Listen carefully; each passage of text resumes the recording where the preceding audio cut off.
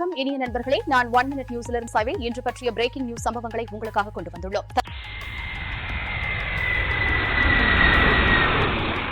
நமது விமான நிலையங்களின் பாதுகாப்பு ஒரு கேலிக்கூத்தா?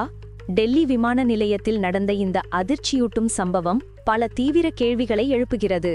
ஞாயிற்றுக்கிழமை குண்டூஸை சேர்ந்த 13 வயது ஆப்கான் சிறுவன் ஒருவன் காபூலிலிருந்து டெல்லிக்கு ஒரு கேம் ஏர் விமானத்தின் லேண்டிங் கியரில் மறைந்து பயணித்து அற்புதமாக உயிர் பிழைத்தான். விமான ஊழியர்களால் ஓடுபாதையில் சுற்றித் திரிந்த அவன் கண்டுபிடிக்கப்பட்டான். தான் ஆர்வக் கோளாறு காரணமாக இதை செய்ததாக அந்த சிறுவன் கூறுகிறான்.